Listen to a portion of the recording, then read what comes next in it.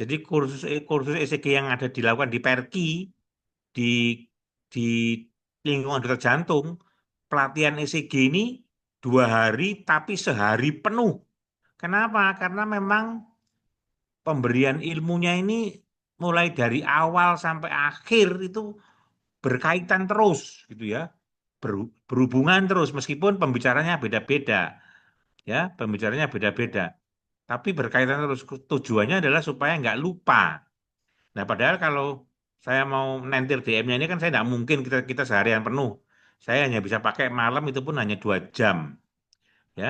Tapi tapi ya tetap saja tujuannya biar tidak tidak ada jeda dan tidak lupa. Saya tetap berpikiran mungkin kita pakai aja tiap hari ya sampai Sabtu ya. Mungkin Minggu saya tidak bisa. Nanti kalau ada yang kurang mungkin baru minggu depannya. Kita cari cari hari yang pas. Demikian ya.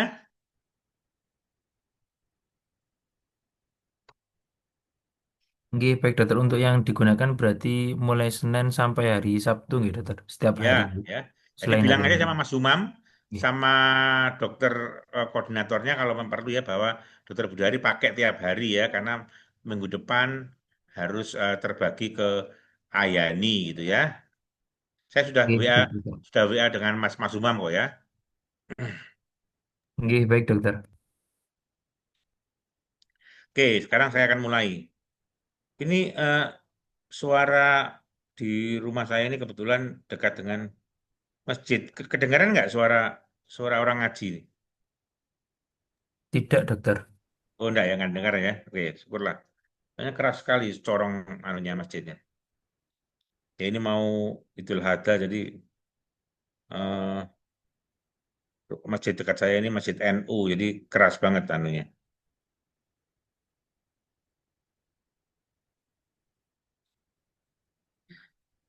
Oke, kita akan mulai dengan topik pertama ya. Saya akan menentir ECG ini mulai dari hal yang paling dasar ya. Mulai hal yang paling dasar, mulai dari fisiologi, anatomi ya. Meskipun mungkin di antara kamu ada yang sudah bisa, tapi ada baiknya saya akan ulang ya supaya eh, merefresh. Saya ada telepon dulu sebentar ya. Halo.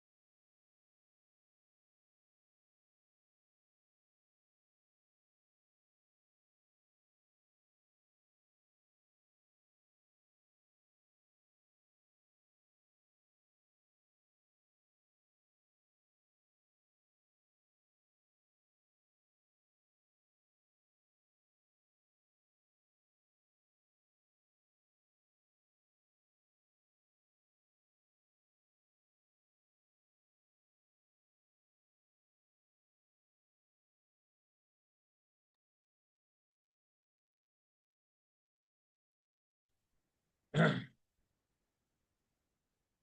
kita mulai ya.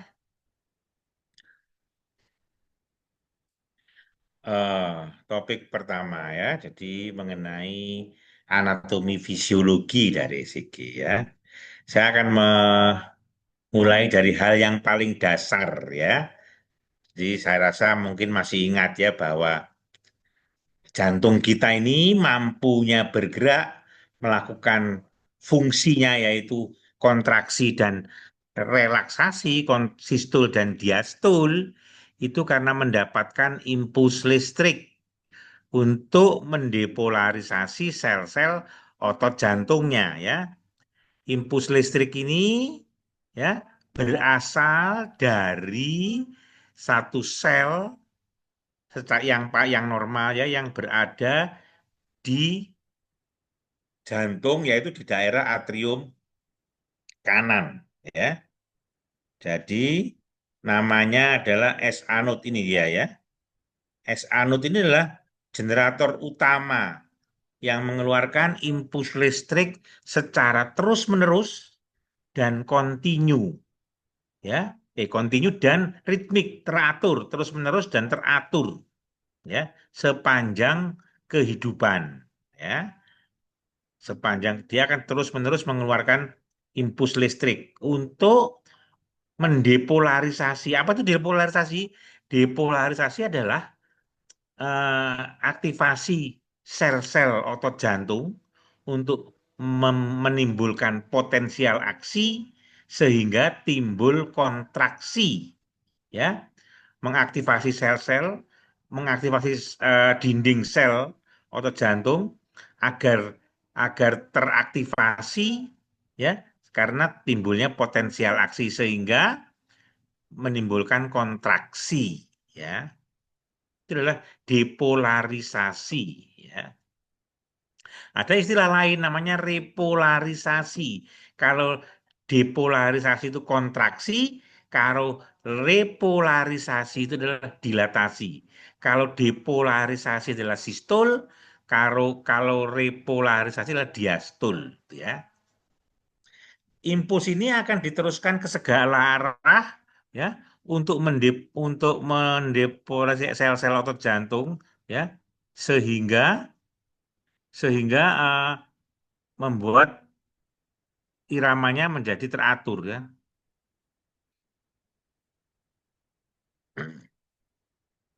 Ini suaranya terlalu keras nggak ya? Halo,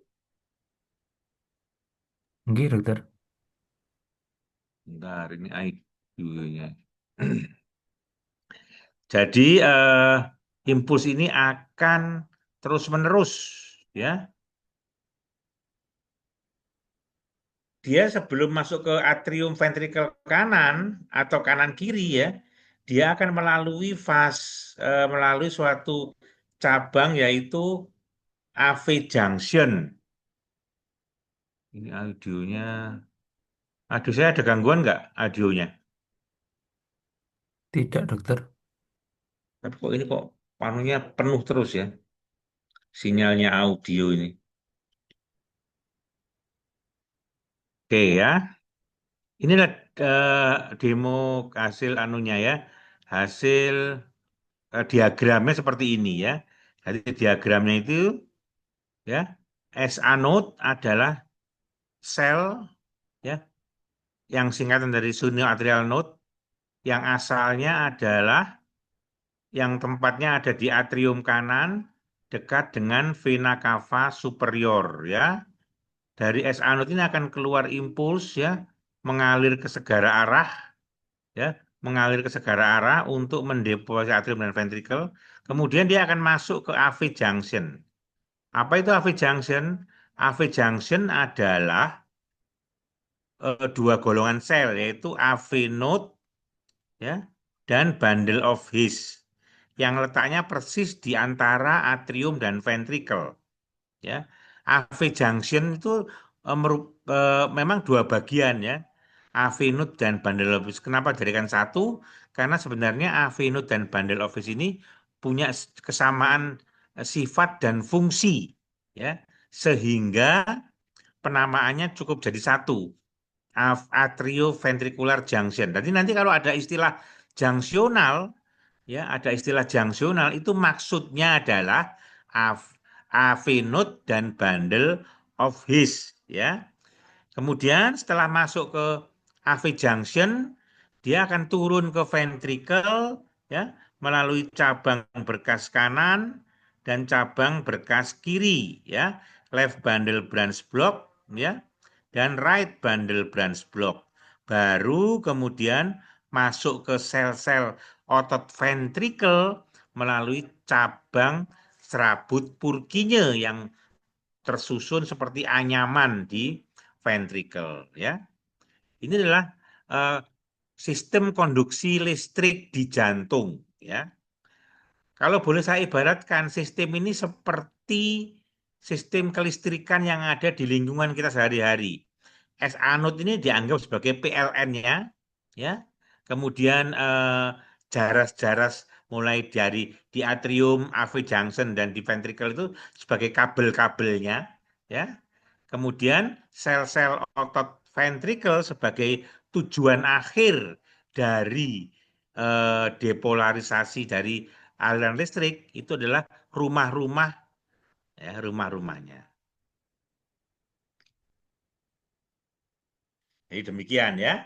Jadi impuls listrik ini eh, secara normal itu alirannya demikian, ya.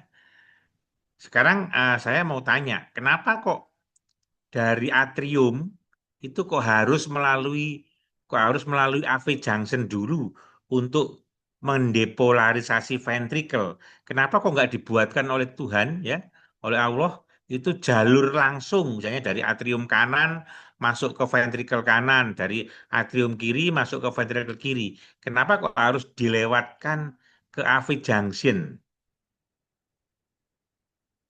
Siapa tahu kira-kira jawabannya apa? Kok repot-repot harus lewat lagi AV junction, kok nggak langsung saja misalnya. Kabelnya khusus, ya. Jadi ternyata AV junction ini atau junctional itu, ya, eh, tidak semata-mata tidak semata-mata merupakan jalur saja, ya. Ternyata AV junction ini juga berfungsi sebagai pengatur pengatur impuls, ya. Jadi kalau kalau memang ada gangguan misalnya impuls itu di atrium, ya, ada ada eh, impuls-impuls yang aneh atau gangguan konduksi di atrium, maka sebagai pengaman agar impuls yang masuk ventricle ini terkontrol, itu adalah AV junction, ya. Jadi AV junction ini tidak hanya merupakan jalan impuls saja, tapi dia juga berperan sebagai eh, pengatur, ya, sebagai pengontrol, ya, jalan normalnya konduksi dari atrium masuk ke ventricle. Jantung kita ini kalau kita bagi secara anatomi, ya, untuk berdasarkan jalur konduksi listriknya itu kita bagi tiga, ya. Kita bagi tiga, ada tiga area, ya. Tiga area. Satu area atrium, ya. Area atrium itu mulai dari S anode sampai atriumnya sendiri, ya. Area atrium. Area kedua adalah area tadi yang sudah saya sebut, area junctional. Pada saat dia melalui AV node dan bundle of His. Dan area ketiga adalah area ventricular, ya, atau ventricle, ya. Dibagi tiga area, kenapa? Karena sebenarnya kalau ada gangguan di masing-masing area itu biasanya manifestasinya mirip. Setidaknya tata laksananya atau terapinya juga mirip, ya. Makanya cukup dibagi tiga area, ya. Bahkan dalam klinis, ya, pembagian ini dibagi lagi, dipersempit lagi hanya menjadi dua area, ya. Area ventricle dan atrium junctional ini disebut sebagai area supraventricle, ya, supraventricle. Jadi nanti kalau ada istilah supraventricle itu maksudnya gangguan-gangguan yang berada di atrium atau di junctional. Maksudnya begitu, ya. Apa itu ECG? ECG adalah alat yang mampu merekam perjalanan impuls listrik dari S anode ya sampai tujuan akhirnya yaitu di sel-sel otot ventrikel. Kalau ada yang nggak ngerti atau bingung, boleh langsung tanya ya. Nggak perlu menunggu sampai akhir ya. Karena kalau nggak ngerti di awal, nanti pada perjalanan berikutnya tambah nggak ngerti ya. Jadi kalau ada yang masih bingung, belum mau tanyakan, boleh silahkan ya. Nggak usah takut-takut. Langsung tanya aja, nggak apa-apa ya. Saya lanjutkan, jadi ECG ini bisa merekam perjalanan impuls listriknya mulai dari S anode sampai masuk ke ventricle. Keluarnya impuls dari S anode itu biasanya hanya digambarkan dengan garis lurus saja, ya. Tidak ada defleksi naik maupun turun, ya. Garis lurus saja. Garis lurus di ECG yang tidak ada naik maupun turunnya, istilahnya adalah apa? Tahu? Isoelektrik ya. Jadi kalau ada istilah isoelektrik itu maksudnya garis lurus ya, di mana tidak ada gelombang naik maupun tidak ada gelombang yang turun ya. Isoelektrik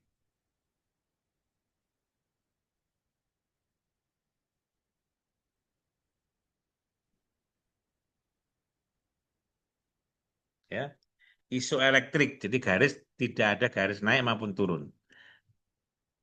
Begitu dia masuk ke atrium, mendepolarisasi sel-sel di atrium, sehingga sel-sel atrium teraktivasi, akan menimbulkan satu gelombang, namanya gelombang P. Gelombang yang defleksinya ke atas. Ya, ke atasnya atau di istilah lainnya defleksinya positif. Ya, jadi kalau ada istilah positif, itu artinya defleksinya ke atas. Ya, ke atas ya, dan defleksinya normal dari depolarisasi atrium itu menunjukkan defleksi yang ke atas itu positif, ini gelombang P ya. Kemudian dia setelah mendepolarisasi atrium, dia akan menyebabkan aktivasi dari junctional ya. Jadi masuk ke junctional. Cuman saat mengaktifasi junctional ini, dia juga hanya berupa garis lurus, ya, hanya berupa garis lurus saja, ya,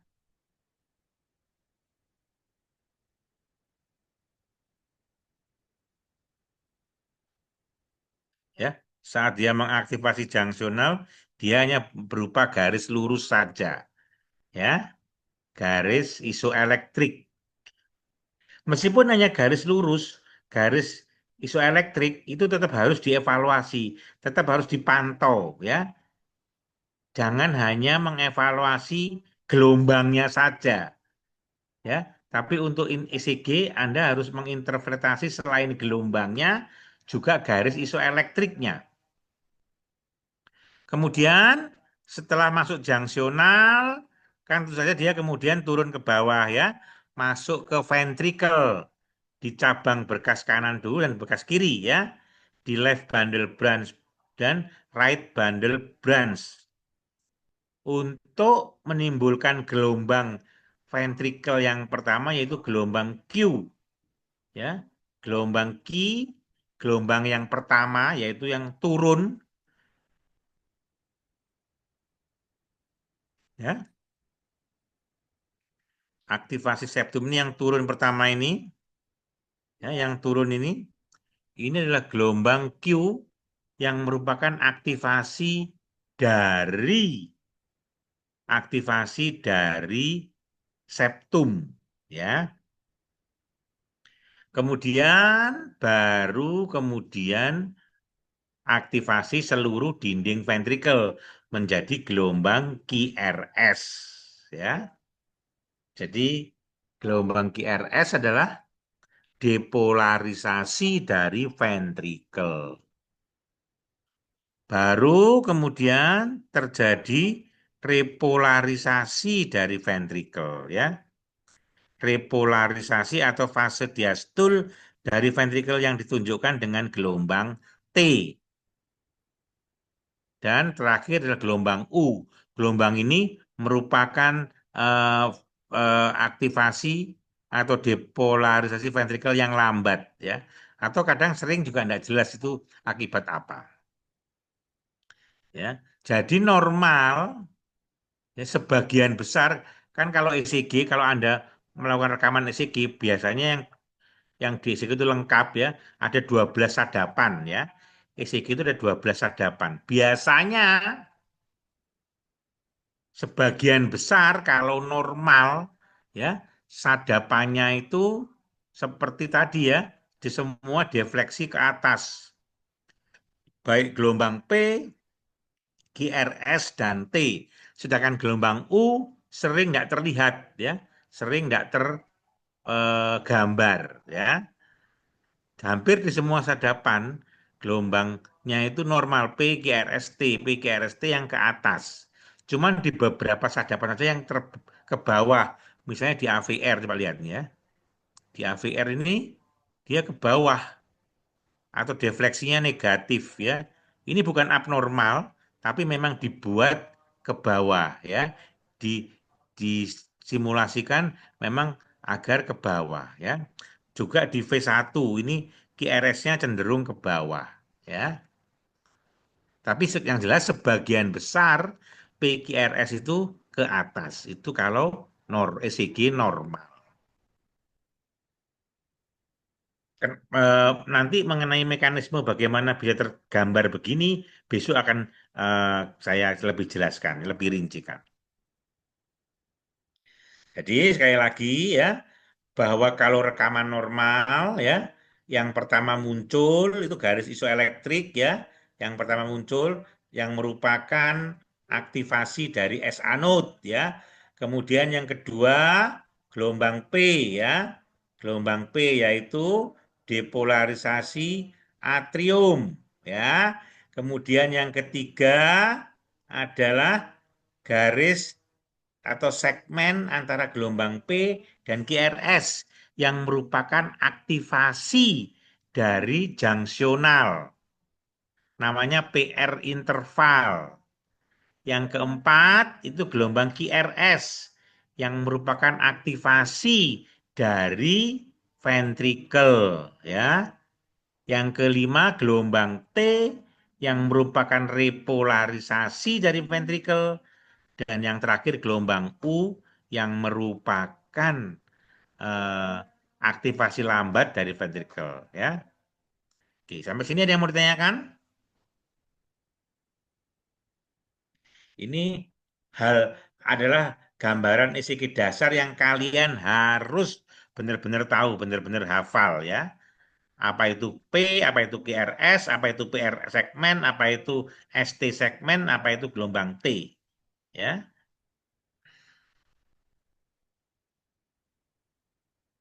Kenapa, pertanyaan saya, kenapa kok kalau depolarisasi atrium kok cuma satu gelombang? Sedangkan depolarisasi ventrikel, maaf, depolarisasi atrium kok cuma satu huruf. Sedangkan depolarisasi ventrikel kok dilambangkan dengan tiga huruf. Kenapa?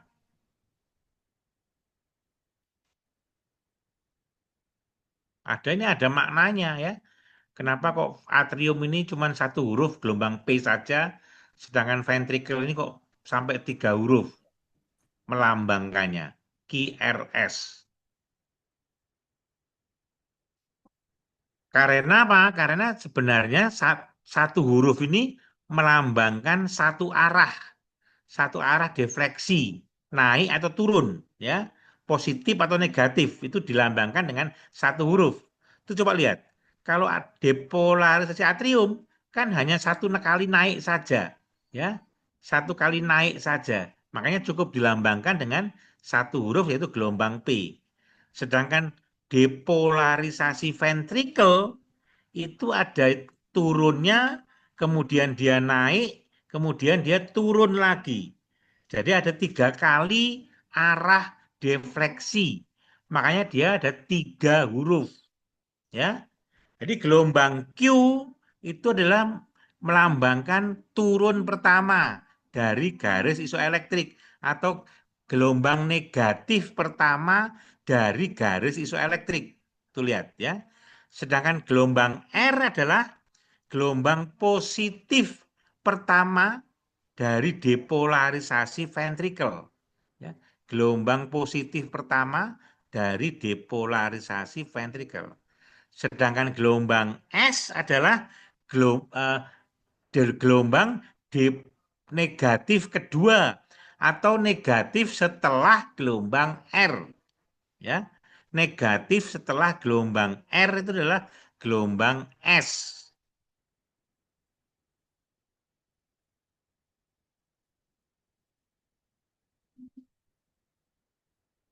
Kemudian saya akan tunjukkan bagaimana rekaman ECG itu dibuat, ya. Kamu harus tahu dulu mengenai kualifikasi kertas ECG-nya, ya. Jadi kertas ECG itu dibuat di kotak-kotak itu ada tujuannya, ya. Ada maknanya, ya. Satu kotak ECG, satu kotak, satu kotak kecil ini ya, satu kotak kecil ini ukurannya adalah 1 mm. 1 mm. Atau kalau dihitung detik, ya. Jadi nanti kalau menghitung arah, menghitung jarak atau interval, ya. Menghitung interval lebar kayak ini ya. Menghitung interval itu pakai satuan detik dengan asumsi 1 mm itu setara dengan 0,04 detik, ya. 1 mm itu setara dengan 0,04 detik, ya. Tujuannya maksud sekali lagi ini tujuan untuk menentukan eh, jarak, ya. Kalau tinggi, tinggi ukurannya tetap pakai milimeter. Tapi kalau lebar atau jarak mendatar itu ukurannya pakai detik, ya.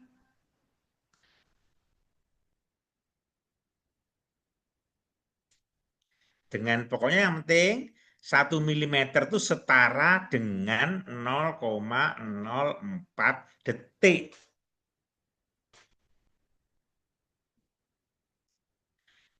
Kertas ECG itu terbagi menjadi kotak-kotak kecil dan kotak-kotak sedang.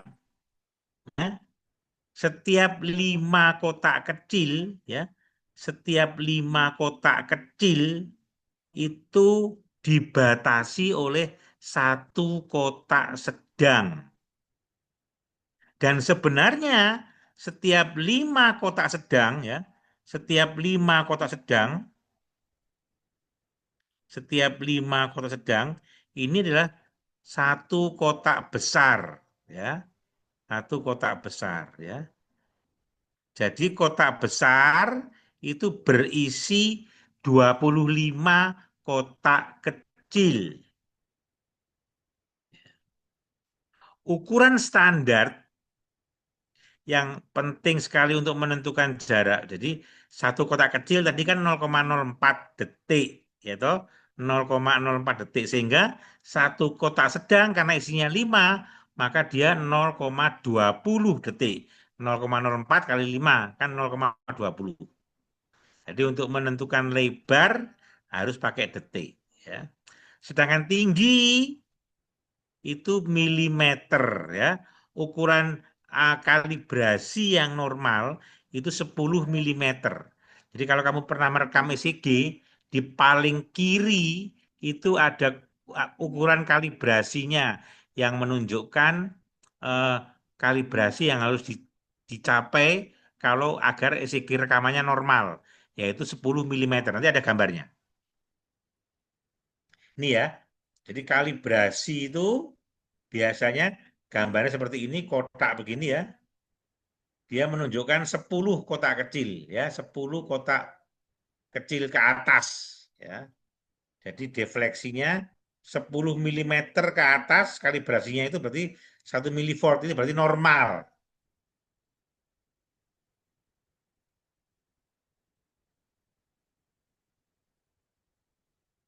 Jadi di paling tepi di ECG ya, di paling tepi kamu harus lihat ini. Kalau harus lihat ini ya, kalibrasinya menunjukkan 10 kotak kecil atau 10 milimeter. Itu berarti rekaman ECG-nya 1:1, itu normal. Kadang-kadang alat ECG itu secara otomatis merubah, entah membuat separuh kalibrasi atau 2 kali lipat kalibrasi. Mungkin karena tujuannya dibuat separuh, kenapa? Karena terlalu tinggi-tinggi. Karena terlalu tinggi-tinggi, dia otomatis membuat separuh. Atau terlalu kecil, ya, terlalu halus, ya, sehingga sama dia otomatis di 2 kali lipatkan. Itu yang penting kamu harus waspadai, ya, karena entah dibuat separuh atau dibuat 2 kali lipat, itu nanti interpretasinya berbeda, ya. Ya, kita harus punya bayangan, oh ini 2 kali lipat, oh ini separuh, ya, supaya tidak salah menentukan amplitudo.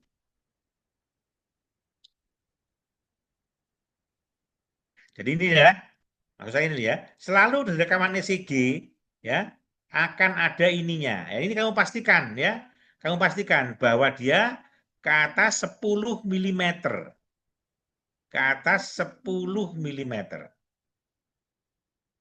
Ya, berarti ini rekamannya sudah benar, kalibrasinya satu. Kedua, kamu harus pastikan bahwa ECG-nya kecepatannya adalah 25 milimeter. Tahunya dari mana? Di bawah ini ya. Setiap merekam ECG pasti di sini ada markernya. Nah, ini ya. Harus benar ya.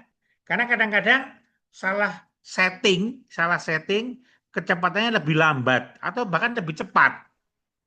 Sehingga gambar ECG terlalu rangket atau bahkan terlalu jarang ya.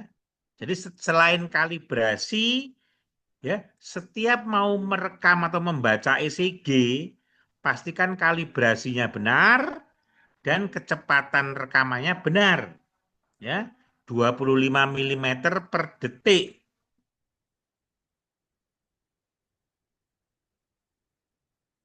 Ya. Inilah contoh rekaman yang salah.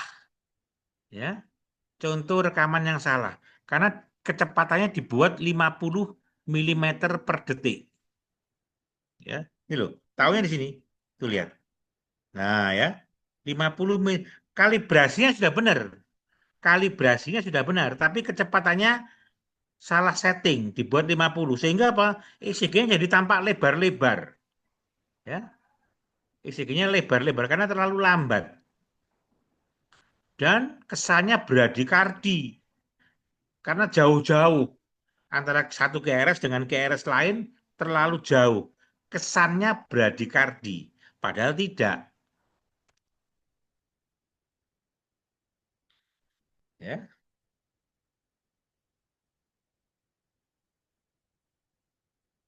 jadi kembali lagi, jadi pastikan kalibrasinya benar ya, dan kecepatannya benar. Ya. Fungsi ECG yang ketiga adalah untuk menghitung heart rate, ya, untuk menghitung heart rate, ya. Dengan cara bagaimana? Dengan cara menentukan jarak dari R ke R, ya. Ini cara menghitung heart rate. Mungkin beberapa dokter jantung ngasih cara yang lain ya. Tapi saya kasih tahu ya, cara yang paling tepat adalah cara menghitung frekuensi adalah cara yang nomor C ini. Tolong ini yang dipakai nih kalau saran saya ya. Yaitu 1.500 dibagi dari jarak R ke R. Ini akan ketemu heart rate per menit. Ini lebih pasti hasilnya. Lebih signifikan daripada perhitung kotak besar. Jadi ini yang dihitung kotak kecilnya, bukan kotak sedangnya. Kalau kamu menghitung dengan kotak sedang yang selama ini mungkin diajarkan, itu hasil heart rate-nya tidak terlalu bias ya, terlalu lebar danunya ya, atau tidak signifikan ya. Jadi paling mudah adalah paling tepat adalah 1.500 dibagi jarak dari R ke R, kotak kecilnya ada berapa. Sekarang kita kembali lagi ke sini. Coba ini dihitung, ini berapa heart rate-nya?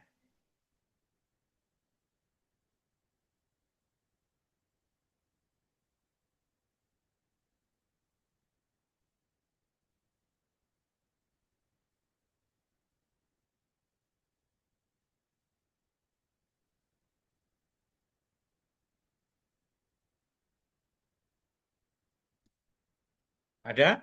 Siapa? Berapa ini heart rate-nya? Ayo, hei, kok malah ngobrol karena dewi. Ini berapa heart rate-nya? 71 dokter.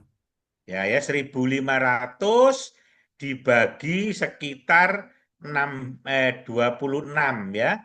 1.500 dibagi 21, sorry. 1.500 dibagi 21 ya, sekitar 71-72 kali semenit. Itu lebih tepat ya daripada kamu selama ini mungkin menghitung 300 dibagi kotak sedang ya. Itu terlalu lebar di hasilnya. Oke, ya. Kemudian saya perlu jelaskan lagi bahwa sebenarnya yang mampu mengeluarkan impuls itu tidak hanya S anode, ya. Di beberapa sel otot jantung ada pacemaker potensial lainnya, ya. Sebenarnya tidak hanya S anode yang mampu mengeluarkan impuls. S anode ini sebenarnya kalau saya ibaratkan seperti raja, ya. Memang kalau rajanya sedang sehat, kalau rajanya sedang sehat, kalau dia bersabda, yang lain pasti akan diam semua. Ya, entah itu perdana menteri, entah itu prajurit, apalagi rakyat jelata. Ya, kalau rajanya sedang sehat. Ya, tapi kalau rajanya sakit, ya, maka bisa digantikan untuk mengeluarkan impuls oleh beberapa sel yang lain. Bisa dari atrium, bisa dari junctional, avenue to bundle of His, bisa dari ventricle. Ya, tapi ada kelemahannya. Makin ke bawah, makin lemah. Ya ibarat raja ya. Kalau rajanya sakit, kalau yang menggantikan misalnya Perdana Menteri masih agak kuat gitu. Tapi kalau prajurit yang menggantikan misalnya mulai lemah tuh apanya pengaruhnya. Apalagi yang menggantikan rakyat jelata. Ya toh, mungkin malah terlalu lemah sehingga enggak memperburuk fungsi kerajaannya sama ya. Jadi sebagai bandingan, kalau pacemaker atau pacu jantung normal itu adalah S anode, biasanya S anode ini akan bisa mengeluarkan impuls sekitar 80 kali semenit. Kan normal jantung ini kita ini berdenyut antara 60 sampai 100 kan ya. 60 sampai rata-rata kan 80 gitu. Rata-rata 80 ya. Tapi kalau turun di bawahnya misalnya atrium ya, itu akan makin pelan ya. Kemampuan untuk memproduksi impulsnya sekitar 70 kali semenit. Kalau AV node makin pelan lagi kemampuan untuk memproduksi sekitar 60 kali semenit. Kalau bundle of His makin pelan lagi sekitar 50 kali semenit. Bahkan kalau ventricle serabut Purkinje itu hanya 30 sampai 40 kali semenit. Ya. Memang mampu mengalami impuls, tapi makin lemah dan makin pelan. Ini disebut sebagai pacemaker jantung alamiah. Ya, ya. Bentuk dasar ini saya rasa tadi sudah saya tunjukkan ya. Saya akan sedikit mereview lagi mengenai eh, gelombang-gelombang yang ada ya. Yang pertama gelombang P yaitu merupakan aktivasi depolarisasi atrium kanan dan kiri, ya, atrium kanan dan kiri. Cirinya adalah arah vektornya normal atau positif, ya, terutama di lead 2. Sebagai ukuran normal itu lead 2. Dan biasanya akan selalu negatif, ya, akan selalu negatif di AVR. Ini bukan patologis, tapi memang di AVR ini dibuat normal untuk perbandingan, untuk marker saja, ya. Jadi memang AVR ini direkam agar negatif untuk marker bahwa oh ya itu normalnya memang kalau di AVR harus negatif, ya. Tingginya pakai ukuran milimeter, ya. Kalau tinggi pakai ukuran milimeter. Kalau kalau gelombang P ini maksimal itu 2,5 milimeter maksimal. Sedangkan lebar, tadi saya katakan toh, kalau lebar kita pakai ukuran detik maksimal 0,10 detik. Atau berapa kotak ini? 0,10 detik. Berapa kotak kecil? 2,5 kotak kecil, ya, 2,5 milimeter, ya. Jadi lebarnya gelombang P ini maksimal 0,10 detik, tingginya maksimal 2,5 milimeter. Ini ciri gelombang P yang normal. Kemudian PR interval. Nah, ini, ya. Tadi lihat, ya, PR interval ini untuk menentukan saat impulsnya sedang masuk ke AV junction, ya, untuk menggambarkan waktu mulai dari depolarisasi atrium sampai depolarisasi ventricle, sampai onset, sampai awal depolarisasi ventricle, ya.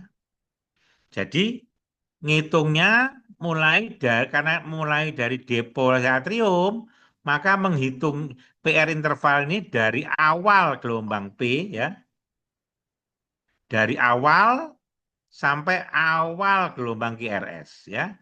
Dari awal gelombang P sampai awal gelombang QRS.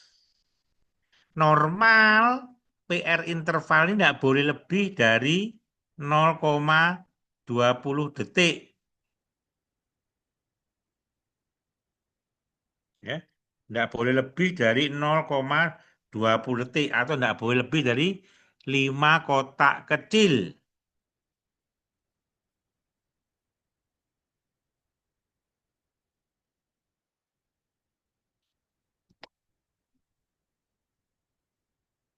Ini, ya. Jadi PR interval penting, ya. Ini harus dievaluasi. Menghitungnya dari awal gelombang P sampai awal gelombang QRS. Ya, normal tidak boleh lebih dari 0,20 detik, ya. Kemudian gelombang Q adalah defleksi ke bawah yang pertama dari kompleks QRS. Ya, biasanya dalamnya tidak boleh lebih dari 25% tingginya R. Ini untuk menentukan apakah gelombang Q-nya ini normal apa enggak, ya. Tidak boleh lebih dari 25% dari tingginya R. Kalau lebih, maka itu namanya kipatologis, ya. Kipatologis, ya. Kipatologis yang menunjukkan adanya nekrosis miokard atau infak lama, ya. Gelombang R adalah defleksi pertama positif dari QRS, ya. Defleksi positif pertama dari kompleks QRS. Itu gelombang R, ya. Dan gelombang S adalah defleksi negatif, tadi jelas, ya. Sesudah gelombang R. Sesudah gelombang R.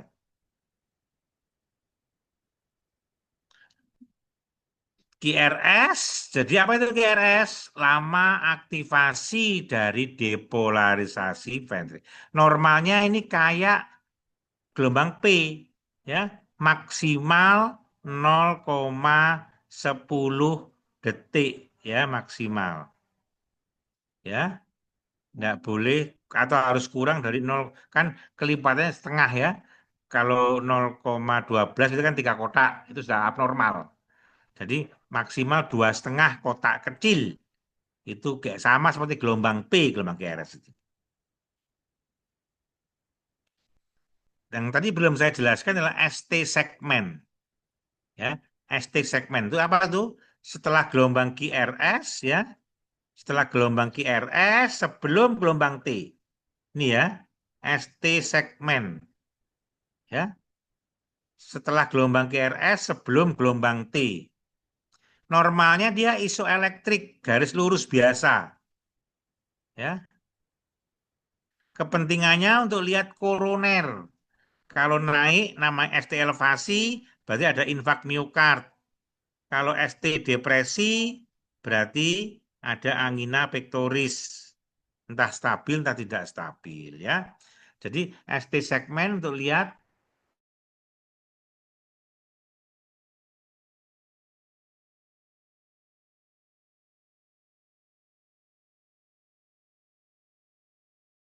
fase repolarisasi atau fase diastul ya, fase diastul dari ventrikel. Normal biasanya dia sesuai arah gelombang QRS. Kalau QRS-nya positif, gelombang T-nya juga ikut positif. Ya, normal itu searah, sama-sama positif. Kalau gelombang QRS-nya negatif, gelombang T-nya juga ikut negatif. Ya. Gelombang U. Gelombang ini asal-usulnya sebenarnya tidak jelas, tidak diketahui. Ya, biasanya dia kalau kalau muncul tuh justru abnormal. Kalau ada gelombang U yang dominan, biasanya kan ada gangguan, entah dia gangguan hipokalemi atau adanya iskemi miokard. Mungkin dalam pelajaran mengenai hipokalemi dan iskemi jantung koroner nanti akan lebih saya jelaskan ya. Sekarang cuma cukup bagimu adalah pokoknya tahu aja sebenarnya gelombang U ini kalau normal dia sering nggak muncul. Jadi kalau kamu nampak gelombang keempat, gelombang U, hati-hati. Mungkin itu ada gangguan elektrolit atau gangguan koroner. Ya, ya.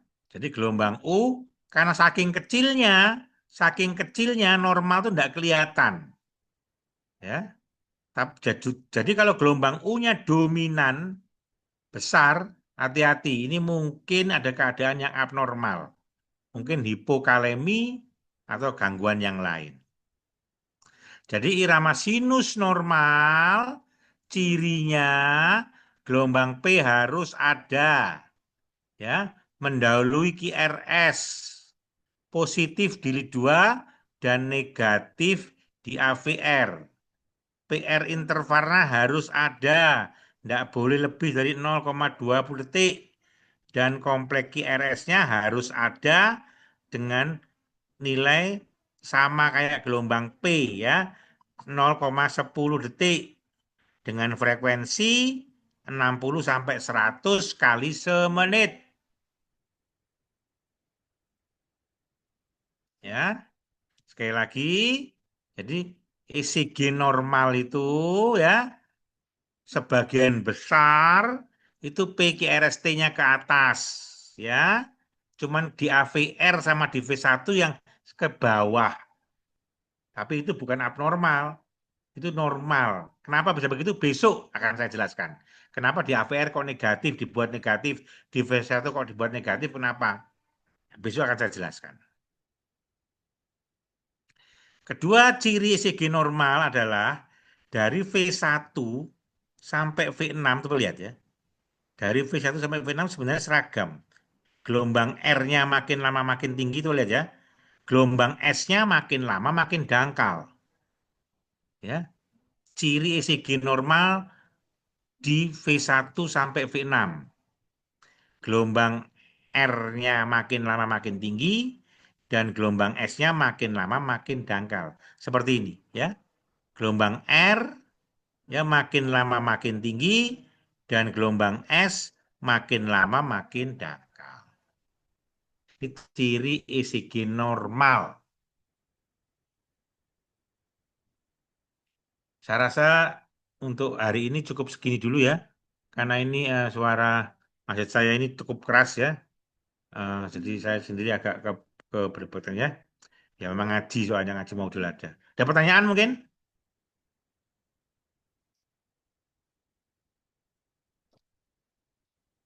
Tolong dibaca ya apa yang saya jelaskan hari ini.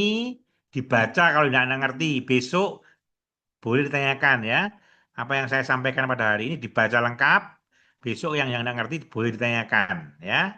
Besok saya lanjutkan dengan cara membuat rekaman yang benar ya.